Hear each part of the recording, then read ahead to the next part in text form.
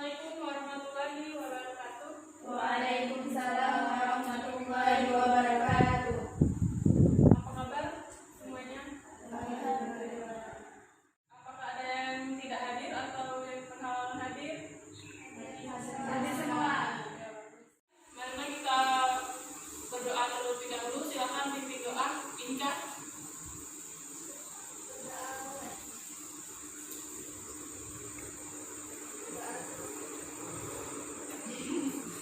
Sudah.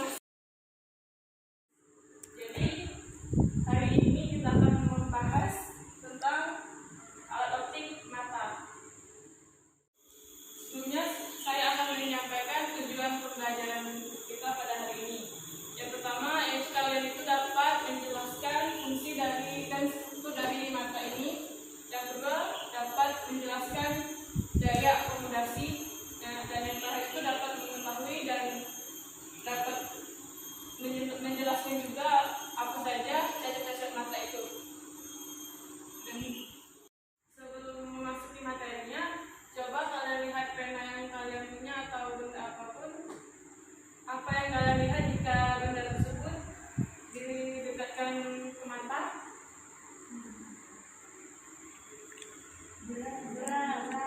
Ya, benar.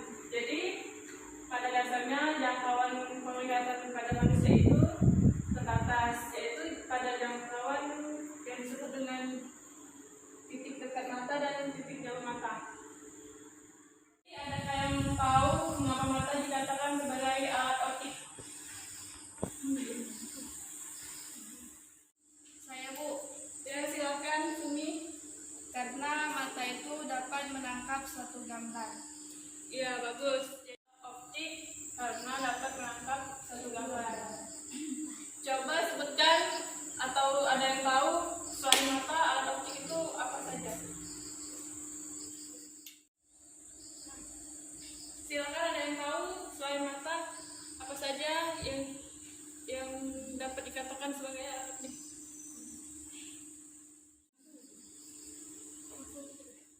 Saya, Bu. Ya, silakan Alia. Kamera. Ya, silakan selain Alia, siapa yang dapat menyebutkan alat optik selain mata dan kamera? Saya, Bu. Ya, silakan Sumi. Lup atau kaca pembesar. Ya, benar. Satu lagi. Ya, Catherine. Mikroskop. Benar. Jadi itulah tadi alat-alat optik, tapi untuk kali ini kita akan membahas tentang alat optik mata.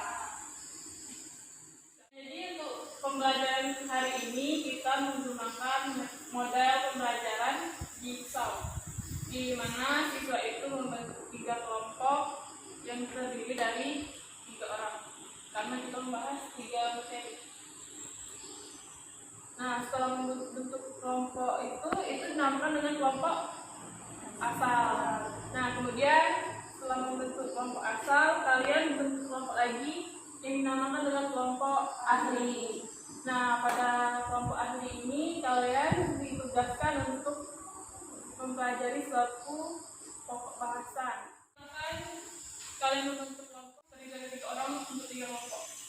Kalian mau pilih sendiri atau saya yang pilihkan? Oke, baiklah. Silakan berhitung saja 1 sampai 3. 1, 2, 3, 2, 3, 1. Nah, sudah. Jadi silakan untuk 1 ke 1 dan 2 dan 3. Jadi sudah dibentuk kelompok asal, ini silakan lagi bentuk kelompok yang dinamakan dengan kelompok ahli. Terdiri dari 3 orang dari kelompok 1, kelompok 2, 1, kelompok 3, 1. Silakan Alia, kelompok 1.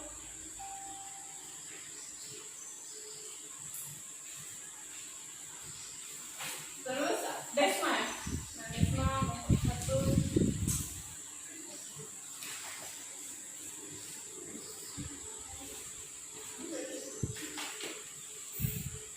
dan Sumi. Kelompok 1. Kelompok 2 ada Catherine, Ini ya, Eca.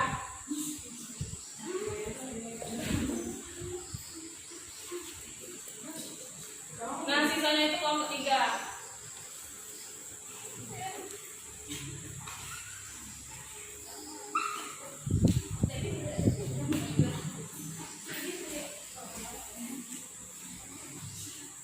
Nah, jadi pada kelompok asal ini kalian ditugaskan untuk berdiskusi mengenai suatu materi.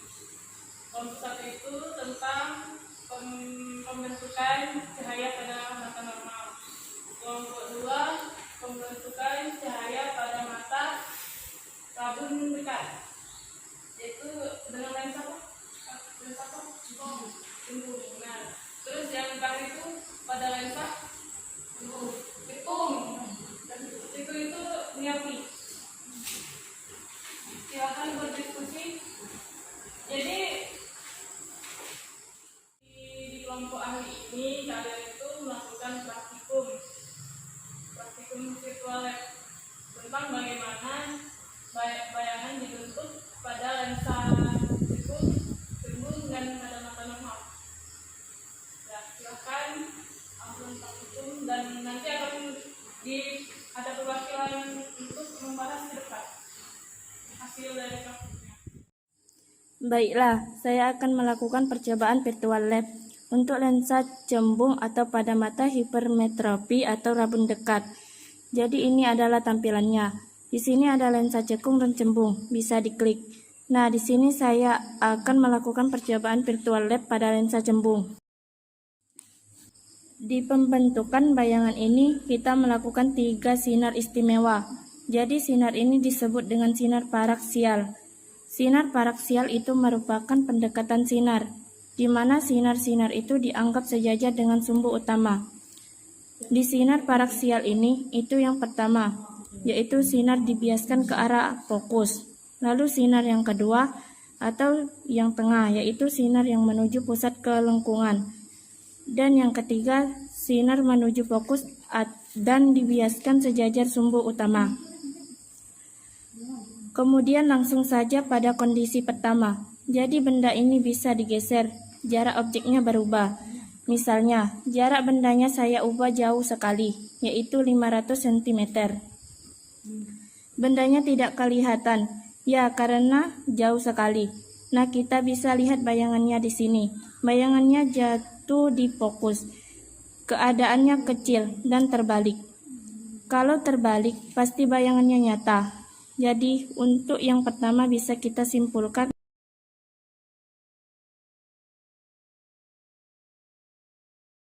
jika jarak benda jauh sekali atau tak hingga, maka bayangannya jatuh di fokus dengan sifat bayangan nyata, terbalik, dan diperkecil. Kemudian pada kondisi kedua, misalkan saya letakkan bendanya di 2F, yaitu di jarak 40 cm.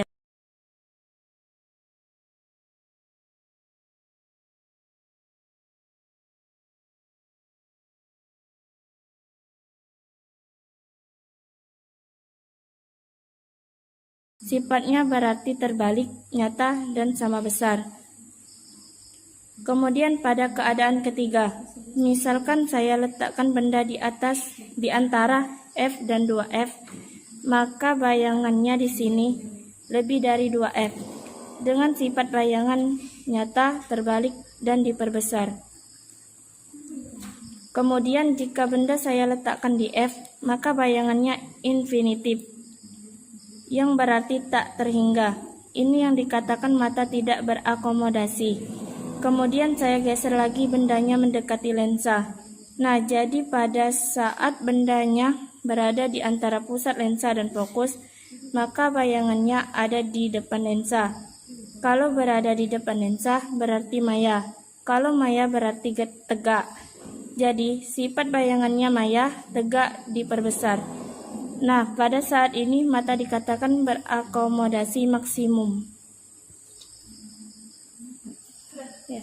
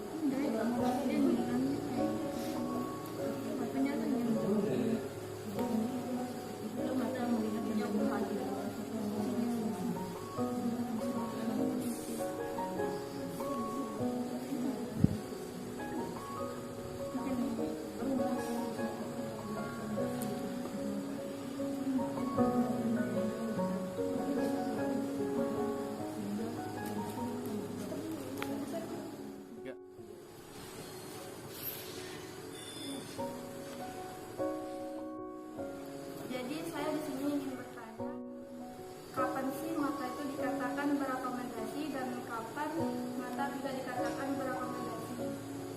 Baiklah, saya akan menjawab pertanyaan dari sini. Ketika mata melihat benda-benda di kejauhan, otot ciliaris mengendur sehingga lensa mata menipis. Pada keadaan demikian, maka dikatakan tak berakomodasi. Sementara itu, ketika mata melihat benda-benda yang dekat, otot ciliaris menegak sehingga lensa mata menebal. Pada keadaan demikian, mata dikatakan berakomodasi. Ya, silakan dilanjutkan lagi diskusinya.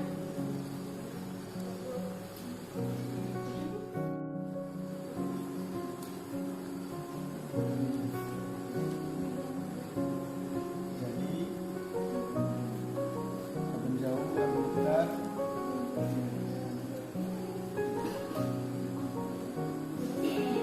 Jika yang tempat jatuh dari di retina atau di depan retina, hal ini menyebabkan mata tidak dapat melihat benda-benda di kejauhan yang jelas, sehingga mata dikatakan mengalami rambut jauh.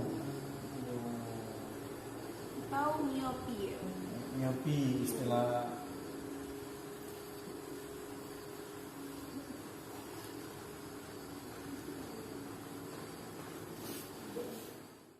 Baiklah, saya akan melakukan percobaan virtual lab untuk lensa cekung atau pada mata miopi. Pada lensa cekung, bayangannya selalu diperkecil dan dia bersifat maya. Kenapa demikian? Karena bayangannya selalu di depan lensa. Nah, jadi mau dimanapun letak benda, bendanya akan berada di depan lensa. Dan sifat bayangannya maya, tegak dan diperkecil. Jadi, saya di sini akan sedikit memaparkan tentang mata normal, yaitu pembentukan bayangan benda pada mata normal. Pada mata normal, bayangan benda akan jatuh tepat pada retina mata. Impuls datang berupa cahaya yang masuk ke mata melalui kornea. Berkas cahaya kemudian akan diteruskan ke pupil mata yang lebarnya pupil diatur oleh iris atau intensitas cahaya diatur oleh iris. Selanjutnya, cahaya akan dibiaskan oleh lensa mata sehingga terbentuk bayangan pada retina yang bersifat nyata, terbalik, dan diperkecil. Bayangan benda pada retina kemudian akan diteruskan ke sel batang dan kerucut dalam bentuk sinyal cahaya melalui syarat optik menuju ke otak. Otak kemudian mengubah kesan bayangan tersebut sehingga kita melihat benda seperti aslinya. Itu saja yang dapat saya sampaikan. Terima kasih atas perhatiannya. Wassalamualaikum warahmatullahi wabarakatuh. Ikhlas? Ikhlas. Baiklah, saya akan memaparkan praktikum Virtual. virtual lab dalam kelompok ahli tadi. Mata normal. Jika jangkauan penglihatan seseorang itu di antara 25 cm dan sehingga dan bayangan jatuh di retina. Ya, silakan kembali. Terima kasih atas pemaparan materinya.